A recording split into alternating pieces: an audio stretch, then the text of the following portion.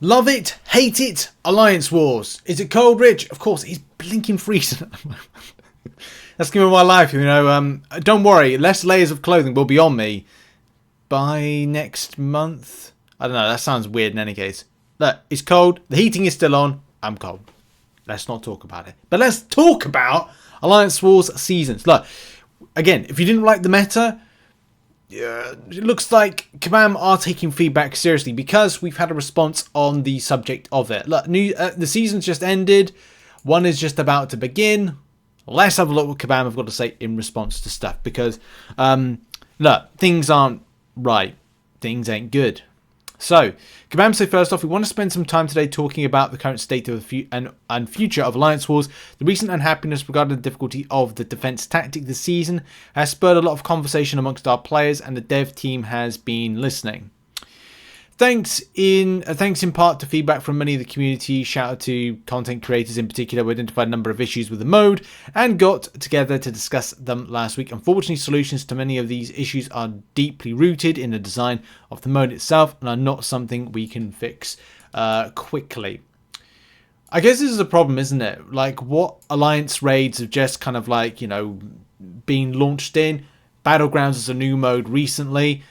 It does come to a point where, look, I know people like Alliance Wars, but is it going to come the same way as Alliance Quest? It's going to become a bit boring and sterile, or it's going to come to a point where Kabam's consistency to make it complex in its you know, point of attacking it and defending it, as in putting champions down and going in it with champions. Is it going to come to a point where Kabam go, do you know what?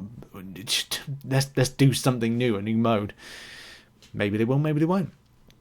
Season 47, obviously we just ended 46. So Kabam say that, however, immediately. Before we get into the exact changes to the potion economy, potion economy changes, we want to remind you that we still have a change coming to modify health potions across the game scale with boost. And we're hoping to have this ready for launch in March. This would see an effective increase of up to 55% in how much health all potions recover when boosted. That effectively upgrades the potency of all Alliance Wars potions in competitive alliances to a full level. Okay, this is big, right? This is very important. But I find it's kind of like, is this just good timing or bad timing? What are we talking about? Look, if Kabam was saying about changing the way that potions are sorted out, because look, the player base for the last year, especially since the issues that were kind of like thrusted at Kabam, like, look, we've got a problem with the way that the potion system works. I know a lot of people were like, you know, we want to see more of this kind of like, you know, percentage based stuff. Kabam say no. But we are at a point where the health pools, ladies and gentlemen, the health pools are astronomically high. A level 4 health potion, just when you purchase, gets back 5,000 health. A level 5 one, which is accessible and you can get that now, is 10,000 health. Yes, I've gone away from the Alliance War side of things, but this is relevant. So we're at a stage where it becomes more of a problem the further the game goes. When rank 3 7-stars came into the game, we are now presented with high health pools, which is a problem for attacking purposes, and it's frustrating and it's very annoying. So, and it's not just Alliance Wars, it's widespread, and it's something that I'm very much looking forward to Kabam dealing with in no short part. They've got to do it. They've really got to do it. So I welcome this and I'm looking forward to it. And of course, even scaling with boosts means that if you pop on that kind of 10% health boost, that you can kind of then add more health with it, whatever. Something that's fair with it as well. Look, that's something as well that needs to be considered. Again, I welcome that, and we'll cover that when it launches in March or is teased and discussed. That's something as well I'm looking forward to. Didn't need to slap my leg. Additionally, we'll make tier 5 potions available for purchase in the loyalty store during season 47. Oh, likely early February. We plan this to go live with the release of the potion boost update, but we feel it'll best get the change to you sooner rather than later. That's good. I'm glad Kabam are doing that. Next, we're making a quality of life improvement to how potions in the loyalty store are purchased. Currently, each level of potion must be bought one by one. with an escalating cost and daily refresh.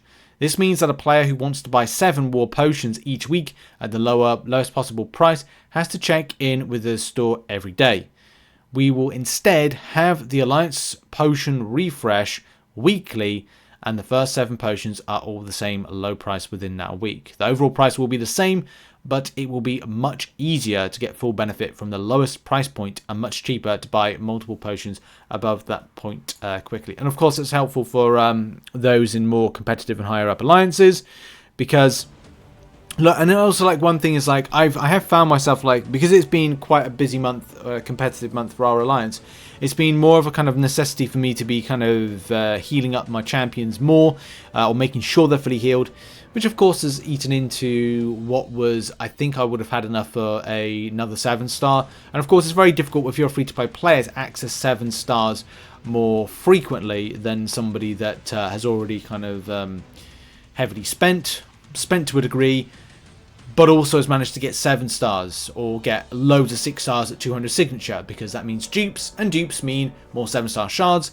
And of course, if you're spending as well to get 7 stars, then of course you're going to be having more of a leg up. Even more so if you've got those Valiant access stuffs, which does give a good amount of 7-star shards back. In any case, I continue and I digress on this. Okay, let's talk about deaths in Alliance Wars. Given that deaths are the main determiner of who wins in a high tier war, having certain controlled number of deaths happen is important. If a war has no deaths or an equal number of deaths, then the tiebreaker determine who wins, which is unsatisfying.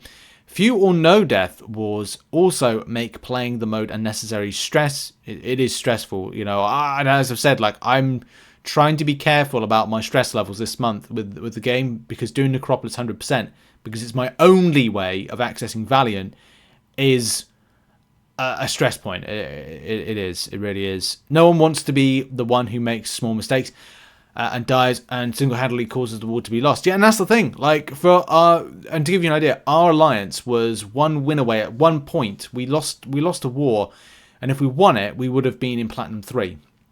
I would have got Platinum 3. And in that particular war, I gave 2 deaths away. And look, I have to take it on the chin and go like, is this because of me? And you kind of like, and then some other, so I know someone else in that war said, I died to like a Doctor Doom or something, and it just never happens. But it's like one of these things where, when it happens, you just feel so shitty, like really shitty about it. And then look, it's competitive. I get it. I think all of us get it. It's competitive. But it doesn't take away from the fact that it just feels shit. You feel shit. You feel rotten because you're like, well, look, was I that AB away from that attack bonus, away from AB attack bonus, away from like us being in Platinum 3? And that's just like, you have to kind of like go, damn, that's annoying. And then I've had another war where it's just like no losses of my attack bonus, and it's like, yeah, but the thing is, it is what it is, and you have to try and keep moving and just keep going, but sometimes it's rough. Any case, I digress. On the other hand, very high death wars are and also unfun and resource intensive for obvious reasons. In the past year, we've especially in high tier wars been trending too close to the too few death side of the spectrum. Season 46 has successfully introduced healthier amounts of deaths in tier 1, and we're happy with how that's sitting. You know why? Because there's so many bloody maestros in there. How that and also Onslaught. So don't give me that. We know the stats here. Now that top alliances have come to better understand the counter the tactic, however, alliances in tier 2 and below are dying more than we'd like. Because tier 1 and tier 2 play on the same map with the same nodes, as an interim measure, we will be tuning them both versions of the tactics by decreasing the potency and duration of daunted passives. Okay, cool. We'll see how that plays out. And that's going to be Season 47, which is our next one, which we'll get a chance to play in a minute. Looking a little farther into the future, the largest change we plan to make is to create new maps for Tier 1. Good. Alliance War has reached a point where it isn't fair to either Tier 1 or Tier 2 to have them play by the same set of rules. And we've been splitting up the maps they play on, so the nodes can be tuned independently. It's possible that this new map will require some adjustment to tier multipliers. To reiterate, we feel the current Crush 2.0 tactic landed where we wanted it to first. Excuse me, I just had to cut the video there because I sneezed. So expect the next tactic that level 2 feels similar, but things, yeah, blah, blah, blah, blah, blah. Blah, blah, blah, blah, blah. Another change coming to Season 48 is improved access to 7-star Loyalty Crystal. The Loyalty Store was never intended directly to compete with Season rewards, but rather to supplement them from less competitive alliances. Having 7-star Crystal will with exclusive champions that is only available in the Loyalty Store creates conflict of interest for our players who have to choose between fighting for better Season rewards, which often involves investing loyalty in potions and boosts, or saving their loyalty for a 7-star.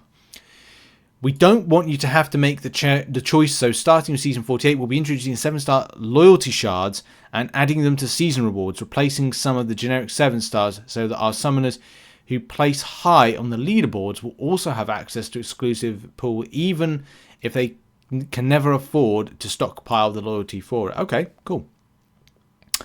Anyway, a minor note, we'll also hoping to have loyalty skirmish rewards fixed by Season 48, as many have noticed these golden loyalty bonuses pay out uniformly across the battle groups rather than individually, meaning that players who take more fights aren't currently getting extra loyalty we intended them to. Okay.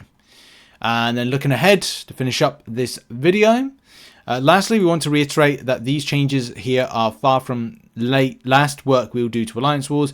We're committing to spending some time this year to re-examine the design of the mode in the hopes of making it better than ever, and we look forward to sharing more when we can. I don't know, I kind of reach a point where with Alliance Wars, excuse me, that I don't know, I don't know if it'll reach a point where it just gets so boring that or repetitive. They just well, to be honest, we could be just can we get something else, something new? But I don't think I think Kabam is still going to be, pushing that. I want to say maybe kind of ditching the whole kind of layout of what Alliance Wars is, or maybe they could find out a different kind of way of doing it rather than in the current format it is. But I don't know. That's going to be something for the future. There's a lot of takeaway here that's relatively good. I'm not sure how the loyalty crystal shards is going to impact, whether or not it's going to feel like a difference for top tier alliances. But again, that's going to be down to a specific type of peopleage within the game. I think that the potion changes which are coming and is hinted at are really good. That is something that we need elsewhere. It's not just about Alliance Wars, it is elsewhere, but I understand Kabam are very willing, or not very willing, but very understanding with the fact that it needs to be in as soon as possible to to help out with Season 47, which comes in. And indeed, as Kabam pointed out, it's a quality of life improvement that definitely needs to be in. Lots of changes that are going to be positive to the game, but obviously we'll have to see. The same thing with Alliance Raids. It's only 4 days old, maybe 5 days old, whatever. 4 days, and it's these new changes need to be dissected, analysed, and I think from the player base as well, your feedback is going to be key as to going, okay, well, I like this Kabam, this works. I don't like this Kabam, this does not work, and kind of coming to those particular, situations. But all what's on paper is stuff that the player base want, so that can only be a good thing, and we'll see what happens when it gets put into the game. In any case, check out some other content located on screen, and what are your thoughts on some of these potion changes coming in and other stuff kind of mentioned in that thread. Go and check it out in the link in the description. I'll see you soon. Bye-bye.